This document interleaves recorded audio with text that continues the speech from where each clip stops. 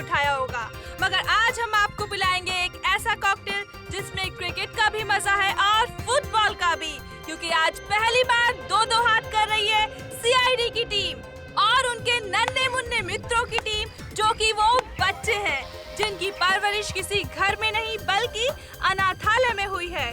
तो चलिए सीधे ले चलते हैं आपको मैच के आंखों देखे हाल की ओर। बॉल यहाँ है सीआईडी के घातक गेंदबाज देखना एसीपी अंकल, अब मैं आपकी इस बॉल पे सीधा चौका मारूंगा। अच्छा, बैट्समैन की गेंदबाज को चुनौती। मैं इतना खराब बॉलर भी नहीं हूँ, समझे? देखना तुम्हें आउट कर देता हूँ क्या नहीं। ऑल द बेस्ट बेटा। Thank you sir. गेंदबाज यहाँ अपनी फील्ड प्लेसमेंट चेक करते हुए।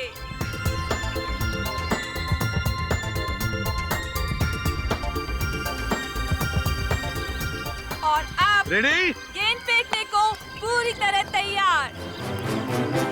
और ये बैट्समैन का शानदार शॉट। क्या ये छक्का जाएगा? ओह नो, ये तो बाउंड्री पे कैच हो गया।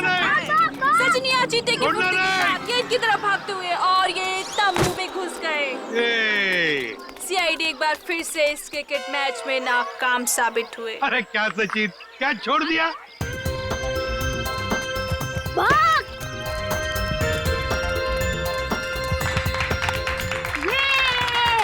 अरे अंकल, हमने कहा था ना कि हम आपकी सीआईडी टीम को क्रिकेट मैच में हरा देंगे। ये तो पता था कि तुम लोग जीतने वाले हो। चलो चलो चलो सब लोग चलो। अंकल, मुझे तो सबसे बड़ा क्रिकेटर बनना है। देखो बेटा, जिंदगी में खूब मेहनत करना। अगर मेहनत करोगे तो सब कुछ बन सकते हो, जो चाहते हो बन सकते हो। लेकिन मेहनत जरूरी है ना? अच्छा अंकल, अब दोबारा हमारे साथ खेलने कब आओगे? बहुत जल्दी आएंगे और सबको लेकर आएंगे। हाँ? ओके, चलो खा लो। चलो आप निकाल के पियो। ओके चलो।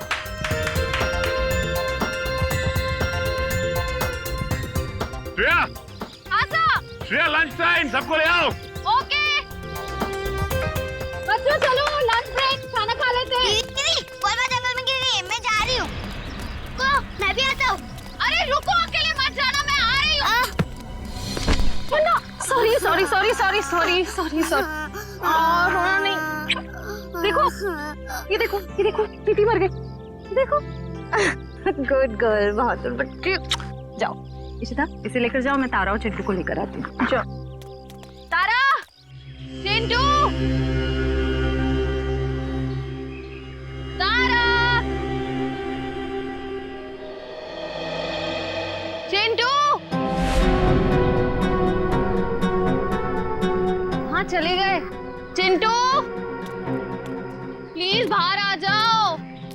तारा,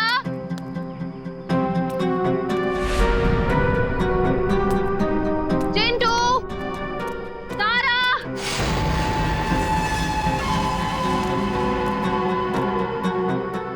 चलो यार, भूख लग रही है। तारा, देखो एसीपी सर बहुत डांटेंगे। चिंटू,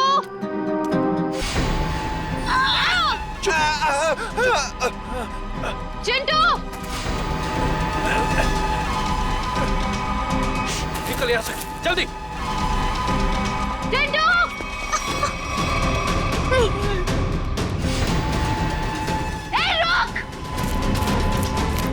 रुक जाओ, नहीं तो गोली मार दूंगी। मैं सीआईडी से हूँ।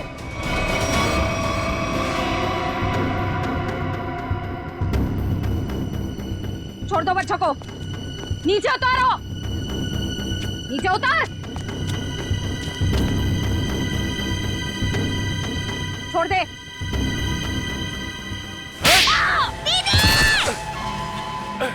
रुक, निकल जल्दी। रुक जाओ चिंटू।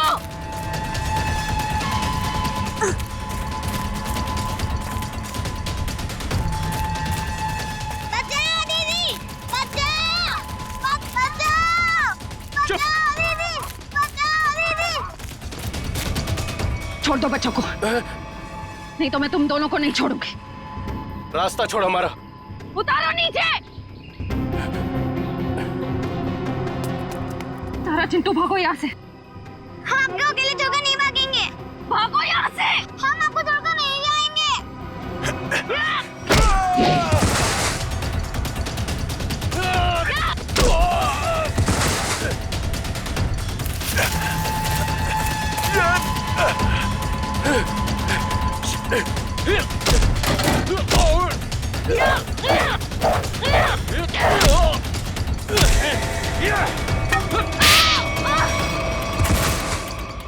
छोड़ उसको, चल यहाँ से। हाँ,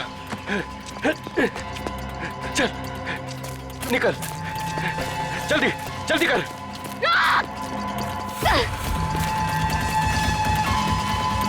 जल्दी। बचाओ दीदी।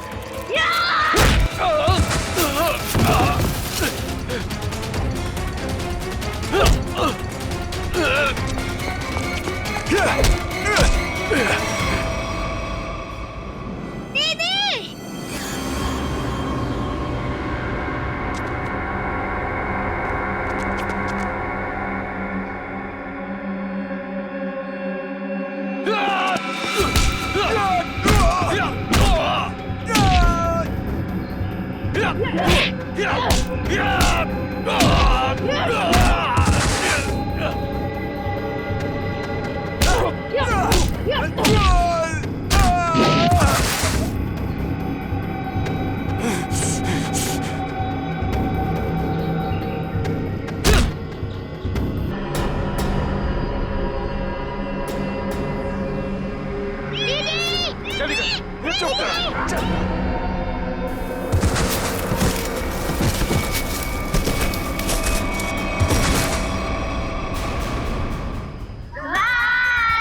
बाय बाय बाय समझ गए। बाय। हाँ? चिंटू और तारा नहीं दिख रहे। चिंटू और तारा दिख नहीं रही, कहाँ गई है? और श्रेया भी दिख नहीं रही है। हाँ? श्रेया मैम जंगल में बॉल ढूंढने के लिए गई हैं, लेकिन अब कहीं नजर नहीं आ रही। इतनी देर तक? काम करते हैं, जंगल में घुसते हैं। हाँ?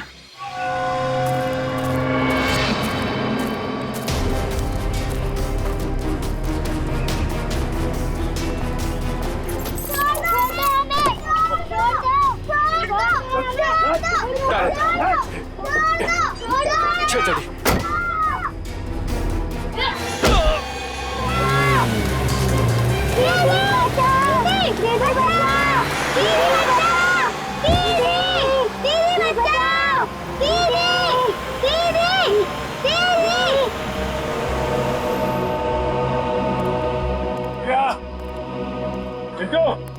श्रेया, तारा,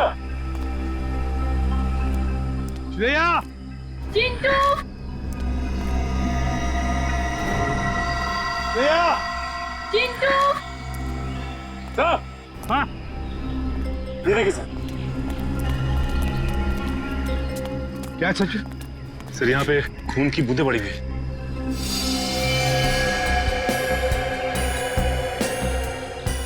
सर, कहीं श्रेया मैम को कुछ हो तो नहीं गया?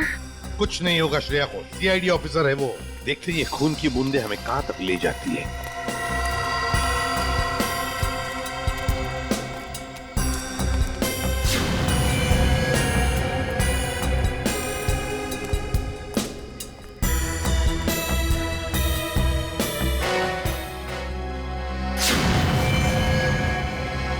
सर वो रही श्रेया।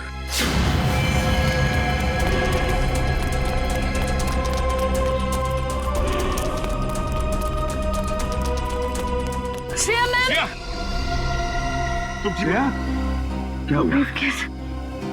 ब्रीफकेस? हाँ सर, कौन सी ब्रीफकेस? वो ब्रीफकेस उधर। सचिन देखो जरा, जा। श्रेया किसने किया है? बच्चे कहाँ हैं? कहाँ है बच्चे? सर वो तारा और चिंटू को दो गुंडे उठाकर लेकर गए थे। तुमने देखा उनके चेहरे? देखे उनके? नहीं सर, उन्होंने मास्क पहने हुए थे। एक व्हाइट कलर की वैन में दोनों बच्चों को उठाकर लेकर गए वो।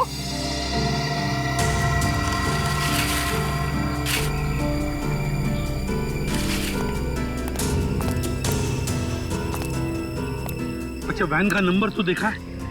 नहीं सर, नंबर प्लेट नहीं थी, मगर राइट साइड की टेल लाइट टूटी हुई थी सर। पेट्रोल की van, right side tail light टूटी हुई थी ना। इशिता, जल्दी से सारी चेकमेट कर तुलनाकों पर फोन करो और इस गाड़ी के बारे में बताओ, सब कुछ डिटेल में बताओ, जल्दी। हाँ। सिर्फ मैं दोनों बच्चों को बचा नहीं पाई।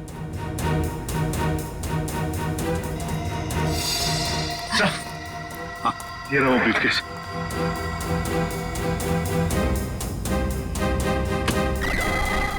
माय गॉड,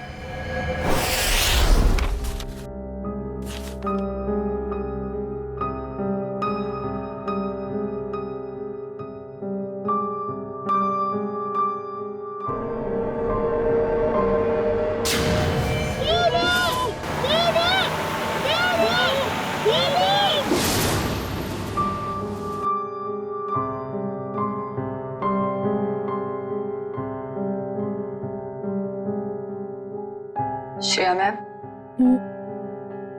कुछ दिन सेहत का ध्यान रखिएगा। सर पर भी काफी जख्म आया है। ये जख्म तो भर जाएंगे तेरे। बच्चों को मैं गुंडों से बचा नहीं पाई। इस बोझ को मैं कभी झेल नहीं पाऊंगी। श्रेया, क्या कर रही हो तुम? ऐसा मत सोचो, उन बच्चों को हम बहुत जल्द ढूंढ निकालेंगे। और फिर तुमने वो ब्रीफकेस छीन लिया हाथ से उसके। एक बार डॉक्टर सारों के उस ब्रीफकेस से कोई सॉलिड सबूत निकाल लें, उन बच्चों तक हम बहुत जल्दी पहुंच जाएंगे। हाँ डॉक्टर साहब, कुछ मिला क्या? किसी औरत का हाथ है, हाथ पर मेहंदी लगी हुई है और नाखूनों पर नेल पॉलिश। डॉक्टर साहब, ये सब हमें पहले से पता है। कोई खास डिस्कवरी हो तो बताइए। हाँ है ना, लगता है इस औरत ने हाल फिलहाल में ही मेहंदी लगाई है, क्योंकि मेहंदी का रंग बहुत गाढ़ा है। ये डिस्कवरी है? अरे ये सब पहले से पता है सर। कुछ और अभी नहीं पता लग सकता यार। मजाक है क्या सब कुछ यार? पहले इस हाथ को लेबोरेटरी में भेजो, फॉरेंसिक लैब में, वहां पर डीएनए टेस्टिंग होने दो, उसके बाद पता लगेगा ना यार। बहरहाल फिलहाल तुम इतना तो पता लगा सकते हो कि जहां से ही हाथ मिला है वहां पर कोई शादी ब्याह हुआ है क्या? ये पता लगाने के लिए मैं वंश को पहले ही भेज चुका हूँ। वेरी गुड, बहुत अच्छा किया। तो अभी मैं भी चलता हूँ। और हाँ, अगले 12 घंटे तक मेरी लैब में कोई मुझसे कुछ पूछने के लिए नहीं आएगा। अंडरस्टैंड? ठीक है सर, नहीं पूछेंगे। जब तारिका जी है तो आपसे क्यों पूछें? ये डॉक्टर साहब कमाल है, गुस्सा बस नाक पे रखता है इनके। सर, मुझे तो लगता है उन बच्चों ने शायद जुर्म को होते हुए देख लिया, तभी तो वो गुंडे उन्हें अपने साथ ले गए। बात तो ठीक है रेड्डी, वरना अनाथ बच्चों को कोई पैसों के लिए तो किडनैप करेगा नहीं। हेलो, क्या नहीं गुजरी? ओके, ठीक है, श्योर, थैंक यू। क्या हुआ? सर, उस टोल नाके से अब तक कोई ऐसी गाड़ी गुजरी नहीं है जिसकी एक टेल लाइट टूटी हुई हो। अच्छा सर, कहीं ऐसा तो नहीं कि उस गाड़ी वाले ने लाइट को रास्ते में ही रिपेयर करवा दिया हो? बच्चों को गाड़ी में रख के वो लोग रास्ते में गाड़ी रोकने की गलती नहीं करेंगे। शायद उनका अड्डा आसपास ही है, जहां जाने के लिए टोल नाके से गुजरने की जरूरत नहीं पड़ती। सर, उस इलाके के पास एक हवेली है जहां पिकनिक के दौरान सगाई का फंक्शन चल रहा था। सगाई का फंक्शन? फिर तो हो सकता है ये हाथ उस सगाई के फंक्शन में से ही किसी लड़की का हो। जी हाँ, कल रात हमारी भतीजी प्रियंका की सगाई थी। फिर तो काफी लोग आए होंगे यहाँ। जी नहीं, सिर्फ परिवार वाले थे। सारे परिवार वाले अभी यहाँ पर हैं? हाँ, सिवाय प्रियंका के। आप? मैं प्रियंका का मंगेतर डॉक्टर रमन। रमन जी, प्रियंका क्यों नहीं है? वो दीदी इस वक्त अपने कमरे में सो रही हैं। देखिए, हमारा उनसे मिलना बहुत जरूरी है। पर बात क्या? रमन जी, आप हमें सिर्फ उनका कमरा दिखा दीजिए प्लीज। आइए, चलिए।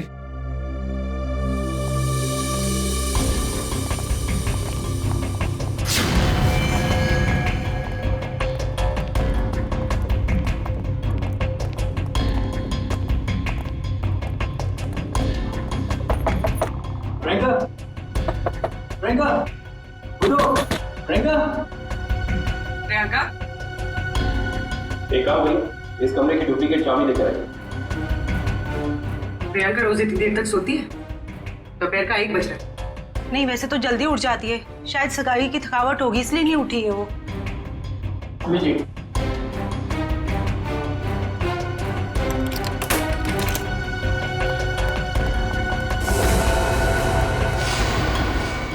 चाहिए प्लीज प्लीज प्लीज आप बाहर चलिए sir please sir, she is dead.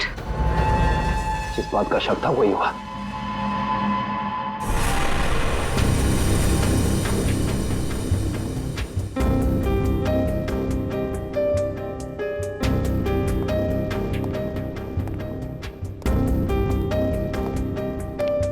Sir, खून सिर्फ इस बेड पर है, कमरे में और कहीं नहीं। और सर, कमरे का सामान भी बिखरा हुआ नहीं।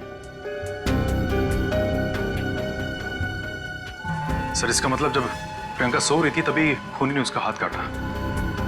पर जब इसका हाथ काटा होगा तो ये चिल्लाई तो होगी ना? चिल्लाती कैसे निखिल? उसकी गर्दन के निशान साफ बता रहे हैं कि खूनी ने पहले गला दबाकर उसकी जान ली और फिर उसका हाथ काटा। पर अगर खूनी ने प्रियंका को मार ही डाला था फिर उसका हाथ क्यों काटा? और हाथ काट के उसे ब्रीफकेस में क्यों लेके जा रहा था? एक काम करते, इस कमरे की सही से तलाशी लेते।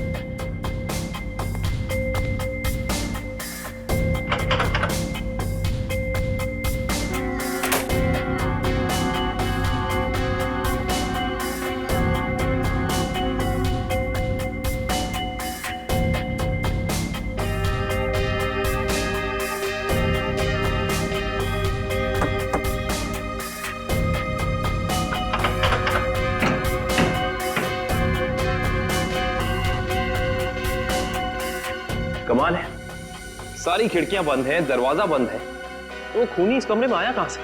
हाँ सर, और कोई खुफिया रास्ता भी नहीं है यहाँ पर। बाथरूम की खिड़की इतनी छोटी है कि कोई इंसान उसमें से अंदर आ ही नहीं सकता। इसका मतलब खूनी जो कोई भी है वो अंदर का ही है। वो चुपचाप दबे पांव कमरे में आया, खून किया, फिर आराम से चला गया। आज ही मैंने उसे अपने क्लिनिक से कई बार फोन किया, उसने फोन पिक नहीं किया। मुझे उसी समय समझ आना चाहिए था। नियति को कौन बदल सकता है? किसी का खून होना नियति की बात नहीं, बल्कि जुर्म होता है। अब ये बताइए कि इस कमरे में सगाई के बाद प्रियंका से मिलने कौन कौन आया था?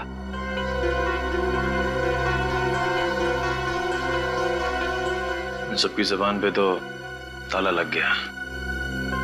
इस ताले को खोलने का तरीका है हमारे पास। इस कमरे के बाहर जो सीसीटीवी कैमरा लगा है उसकी फुटेज हमें बताएगी कि इस कमरे में कौन कौन आया और कौन कौन गया।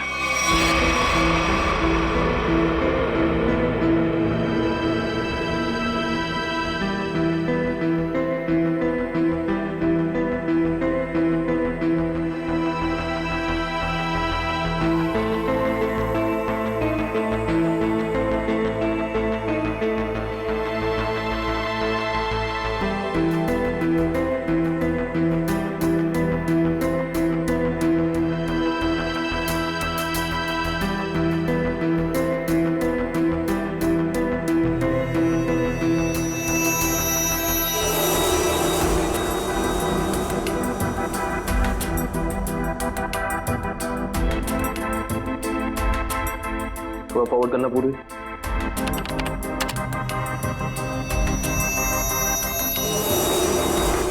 पॉज करना।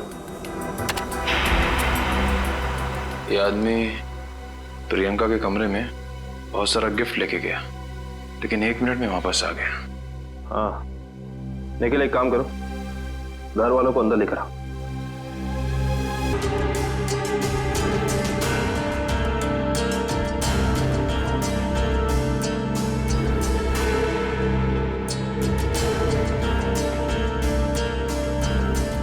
वो भी थोड़ा फॉरवर्ड कर।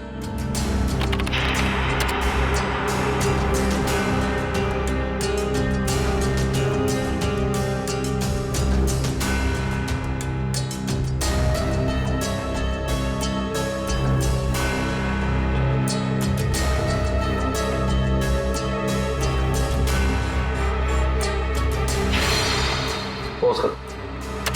बस यही। सर, ये लड़की 1:30 बजे कमरे के अंदर गई और 2 घंटे के बाद बाहर निकली। इस लड़की को देखा आपने? ये कौन है? इसको तो हमने पहले कभी यहाँ नहीं देखा। सगाई के फंक्शन में भी नहीं?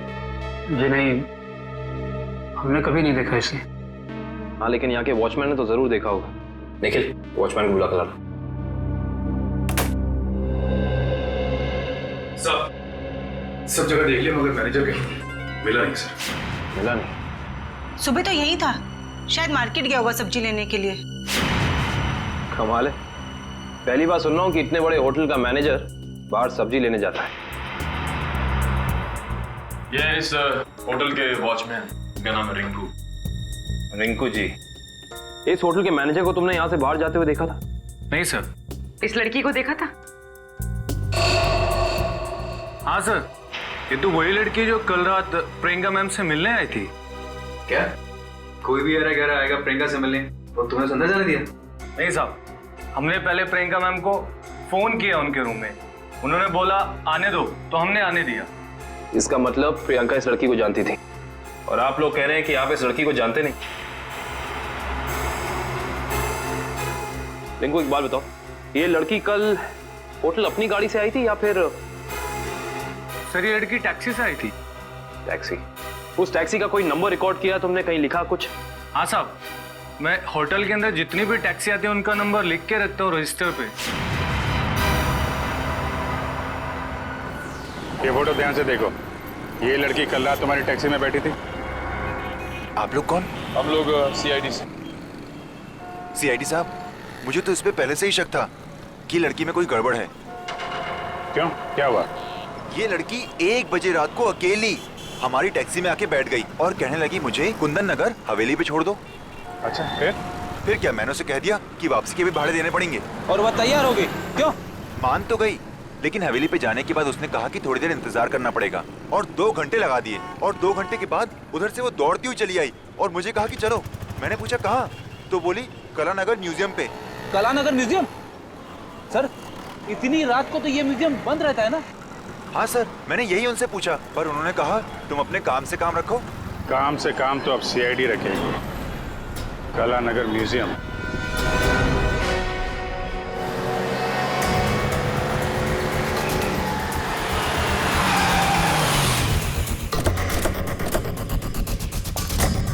टोल नाके से पहले यही वो घना जंगल है जहाँ पे वैन छिपाई जा सकती है। हाँ सचिन, वैन यहीं कहीं होनी चाहिए, चेक करना पड़ेगा।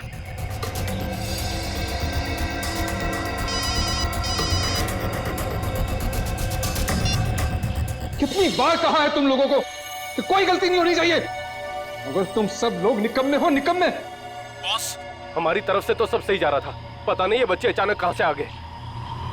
हमें कुछ समझ में नहीं आया, इसलिए हम बच्चों को उठाकर हमारे साथ में ले आए। तो अब मुझसे क्या चाहते हो? उन बच्चों को अपनी पीठ पर बिठाकर घोड़ा घोड़ा खेलूं? एक काम करो, आग लगा दो उस वैन को, बच्चों के साथ ही। ना रहेगा बांस, ना बजेगी बांसुरी। क्या बच्चों को जला दूं? सुना नहीं मैंने क्या कहा? हाँ बॉस। एक से बढ़कर एक बेवकूफ पाल रखे हैं मैंने। चिंटू, हमें कुछ करना आएगा, वरना पता नहीं ये बुरे अंकल हमारे साथ क्या करेंगे। इस आदमी के सीने में दिल है या पत्थर? कितनी आसानी से कह दिया कि बच्चों को जला दे।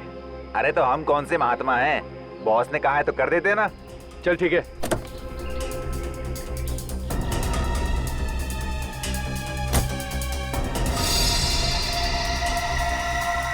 ए जल्दी करना। अरे रुकना, हलवा है क्या? कर रहा हूँ ना। ये ले, पकड़। चल जल्दी से डाल।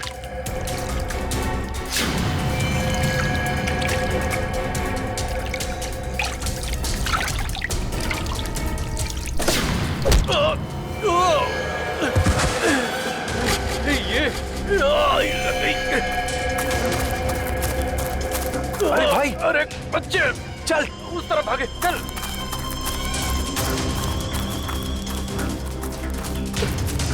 जल्दी कर, कहाँ गए? जा उधर देख।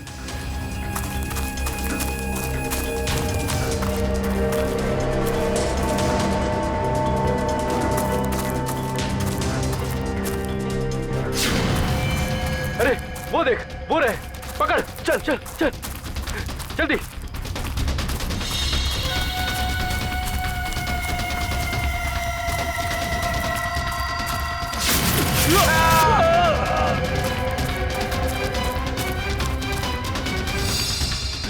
पूरे। हाँ चल।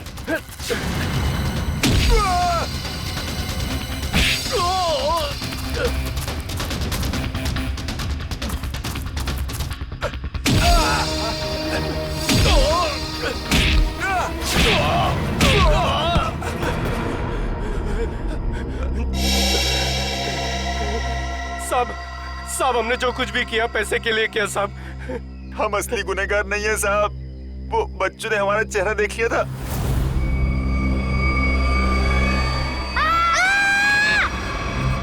इसलिए हम उन्हें अपने साथ उठा लाए। कौन है असली गुनहगार? बोल, नाम बता उसका। हमने उसका चेहरा नहीं देखा साहब, क्योंकि वो गाड़ी में आया था और पैसे देके चला गया साहब। गाड़ी में आया था तो उसका गाड़ी नंबर, मोबाइल नंबर, घर का नंबर कुछ तो याद होगा। साहब उसका मोबाइल नंबर है मेरे पास। देखो, जल्दी निकल। देता हूँ साहब, ये वाला सर। है कौन ये मिस्टर एक्स? सर इस म्यूजियम में पहले आप आ चुके हैं? हाँ, एक बार आया जया के साथ। और वैसे मुझे भी म्यूजियम में आके एंटीक चीजें देखना काफी पसंद है सर। फिलहाल हमें तो ये पता करना है कि वो लड़की इस म्यूजियम में क्या करने आई थी। सॉरी, एक मिनट। सॉरी बोला ना, गलती से धक्का लग गया। एक मिनट, जो गुनाह आपने किया है उसके लिए सॉरी कुछ भी नहीं है। क्या? एक मामूली सा धक्का लगने को आप गुनाह का नाम देंगे? उसे नहीं, लेकिन खून करना तो एक गुनाह है। क्यों किया प्रियंका का खून? क्या उनका खून हो गया? ये नहीं हो सकता। बंद करो ये मगरमच्छ के आंसू। जो पूछा उसका जवाब दो। मैंने किसी को नहीं मारा, मैं तो सिर्फ वहां उनकी मदद करने गई थी। रात को 1:30 बजे ऐसी कौन सी मदद चाहिए थी प्रियंका जी को? उनको लग रहा था कि उनकी जान को खतरा है, इसलिए उन्होंने मुझे वहां बुलाया था।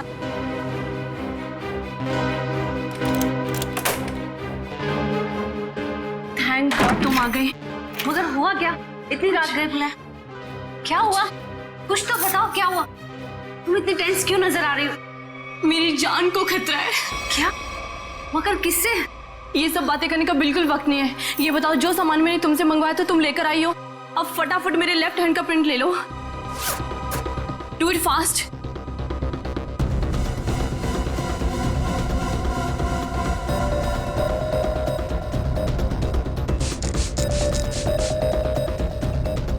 अपना लेफ्ट हैंड यहाँ रखो।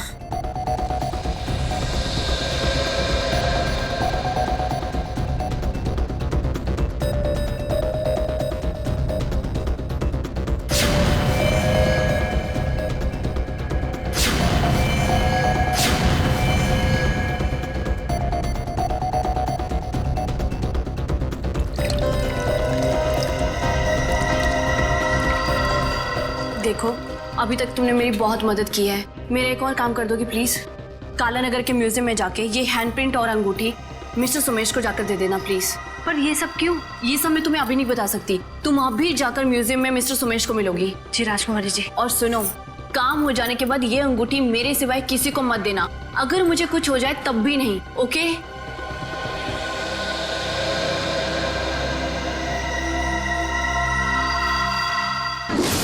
तो उन्होंने अपने हाथ का इम्प्रिंट बनवाया और उसे म्यूजियम के मैनेजर सोमेश को देने को कहा? जी। मगर उसने अपने हाथ का इम्प्रिंट बनवाया क्यों? वो तो मुझे नहीं मालूम। आप जरा वो अंगूठी दीजिए जो प्रियंका जी ने आपको दी।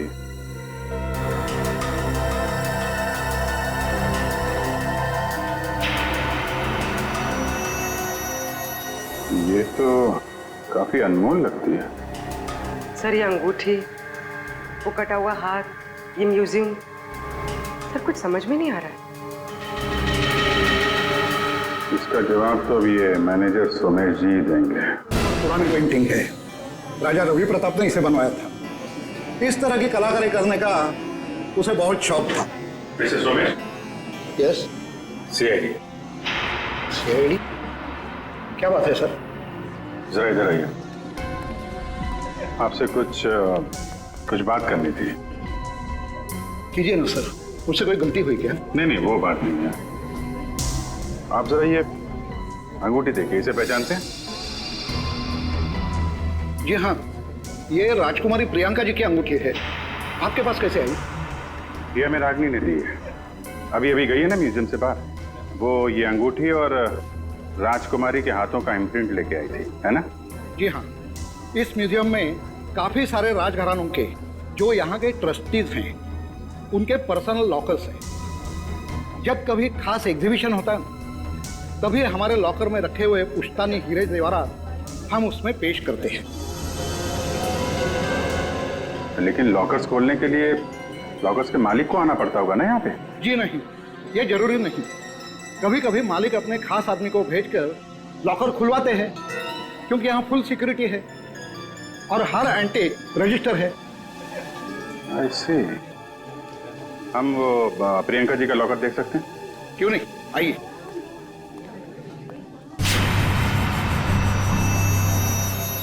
ये रहा उनका खास लॉकर।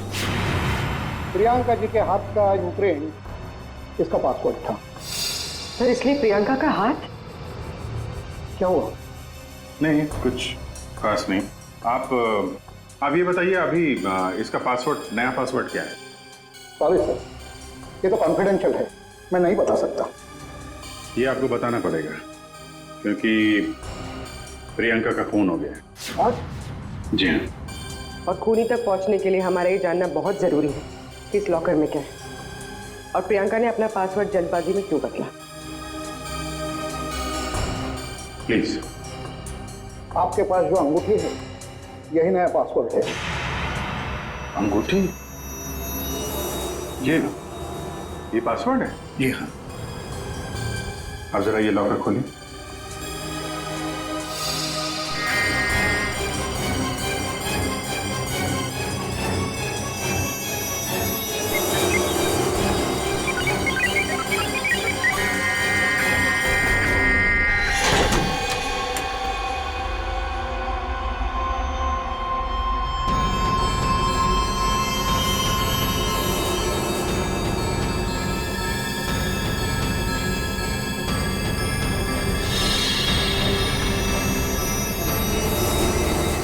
इतने सारे जेवर? मतलब सर, ये सब कुछ इसके लिए हुआ? लग तो ऐसा ही रहा है।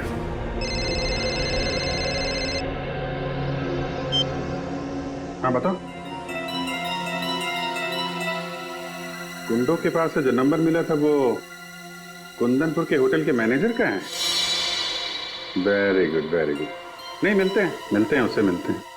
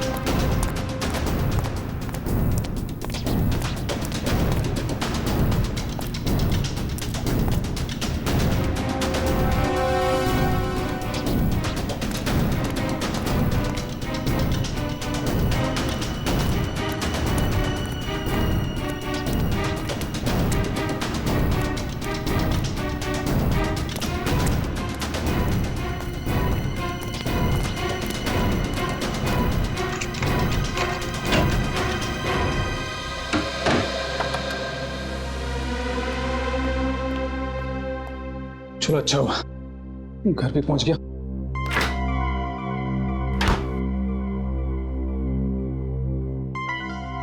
किसी ने देखा भी नहीं सिवाय हमारे सीआईडी। हाँ, सीआईडी। चल बैठ। बोल, राजकुमारी का खून क्यों किया तूने? मैंने राजकुमारी को नहीं मारा सर, मैंने तो जो किया वो उसके कहने पे किया। किसके कहने पे किया? पता नहीं सर, मुझे तो एक पर्ची मिली थी, उस पे लिखा था कि मैं राजकुमारी के कमरे की खिड़की खुली छोड़ दूं। अच्छा, ताकि खूनी कमरे के अंदर जाए, राजकुमारी का खून करे और खिड़की के बाहर से खिड़की बंद, ऑटोमेटिक, किसी को पता भी नहीं चलेगा। जी। अच्छा, उसने तुझे पर्ची दी और तूने काम कर दिया। असली बात बता, क्यों किया तूने? सर वो उसने मुझे धमकी दी थी कि अगर मैंने उसकी मदद नहीं की तो मेरे अतीत के बारे में सबको बता देगा कि मैं जेल गया था। अच्छा, जेल जाके भी सुधरा नहीं है? पर्ची कहाँ है? सर वो तो मैंने फाड़ के फेंक दी। फाड़ के फेंक दी? वो तो फाड़नी ही थी। तुझे एक पर्ची पे धमकी दे दी, तूने इतना बड़ा काम कर दिया। ये हो नहीं सकता। असली बात बता, क्यों किया तूने ये सब? बता। देखिए सर मैं सच कह रहा हूँ, मुझे कुछ नहीं पता सर। ये ऐसे नहीं मानेगा इसको तो मैं। नहीं, रुको रुको रुको रुको, तुम लोग जरा बाहर जाओ, मैं संभालता हूँ इसको। सर बाहर बहुत पब्लिक है, कहीं बाहर ले चलो। बाहर काम मैं संभाल लूंगा। चलो जाओ।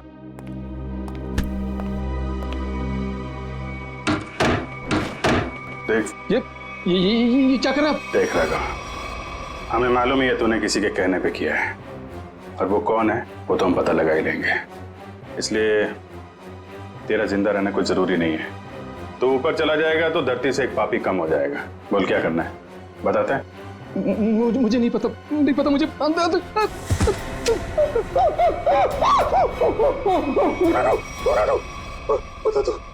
बोल। मुझे 10 लाख रुपए दिए थे उसने। 10 लाख रुपए? आजा भाई। 10 लाख रुपए का चक्कर है। चल, पैसे कहाँ हैं? पैसे दिखा। हाँ अंदर है। निकाल। लाता हूँ।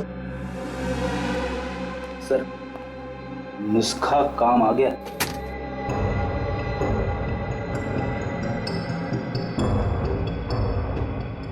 सर इसमें से तो अजीब सी गंध आ रही है, जैसे हॉस्पिटल में दवाइयों की आती है।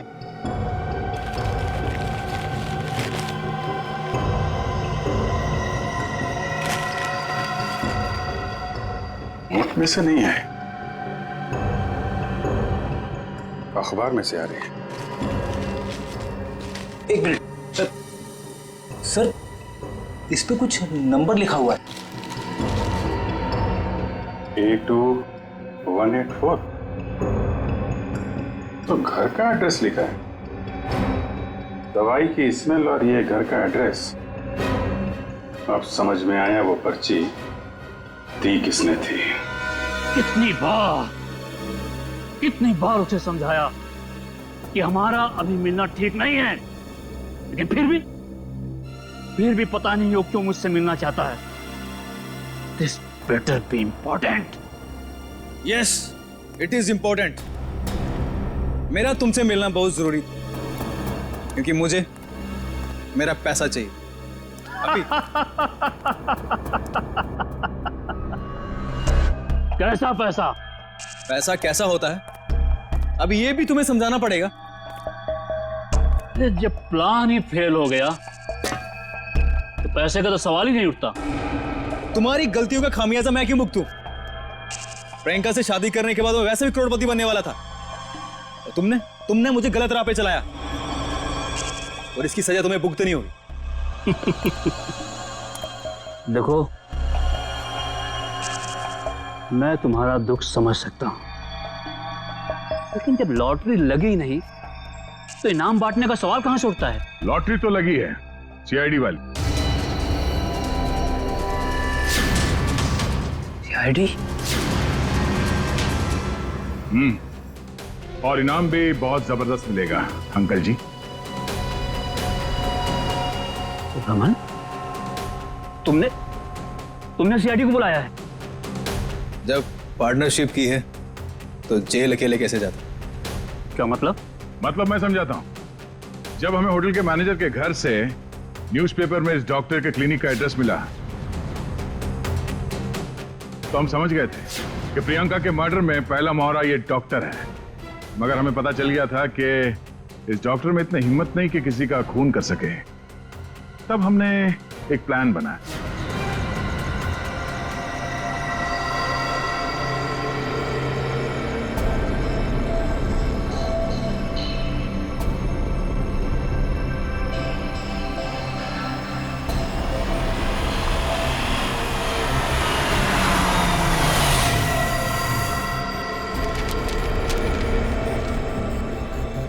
तुम्हारा भांडा फूट चुका है। अपनी भलाई चाहते हो तो मुझसे मिलने आओ, वरना सीआईडी को सब बता दूंगा। आज तुझे अपने इस धोखे की कीमत चुकानी होगी, अपनी जान देकर।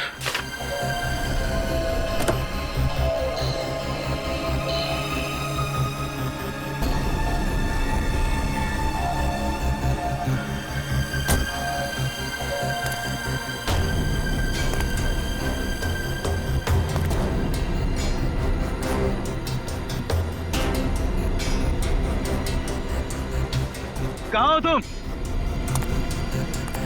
अब चूहे की तरह बिल में छिपके क्या बैठ गए हो? लो मैं आ गया। क्या हुआ? डर गए क्या? अब डरने की बारी तुम्हारी है।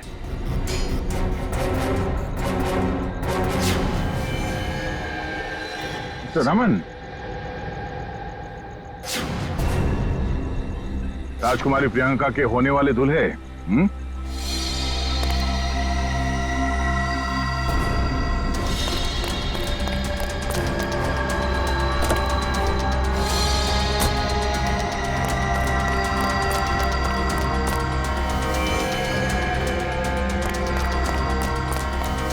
बहुत बड़ा धक्का लगा हम यहाँ पे देख के।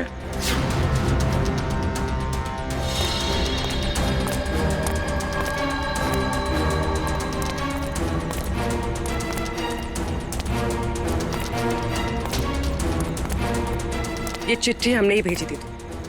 अपनी होने वाली दुल्हन का खून किया तुमने, हिसाब तो देना पड़ेगा।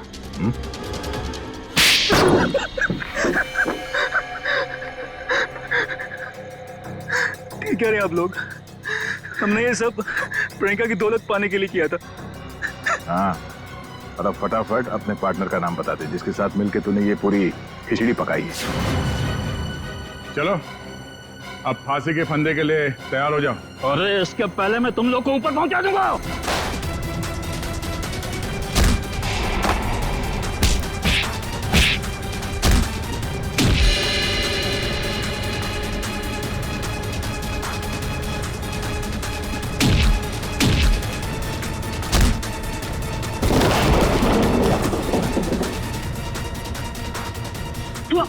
अरे अंकल जी, जेल यहाँ से बहुत दूर है, उम्र भी हो गई है, भाग नहीं पाएंगे। सीआईडी की जीप में छोड़ देते हैं आपको।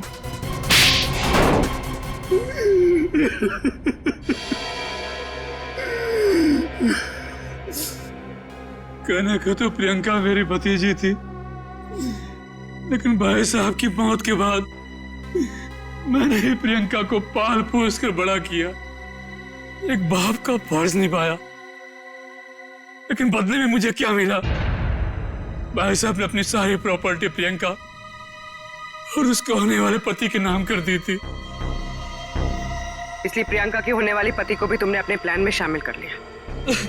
हाँ, रमन बेवकूफ निकला, वो मेरी बातों में आ गया। पर्दे के पीछे रहकर मैंने सारे गुनाह इसी से करवाए, गुंडों को पैसे देने से लेकर खिड़की खुले रखने और हाथ काटने तक। मगर प्रियंका को भनक लग गई थी कि उसकी जान को खतरा है, इसीलिए उसने अपना पासवर्ड चेंज कर लिया और तुम लोगों के प्लान पे पानी फेर दिया। क्यों? हमें पता भी नहीं था कि उसने मेरी और अंकल की बातें फोन पे सुन ली है। सर, काश प्रियंका ने हमारी मदद ली होती तो उसकी जान बच जाती।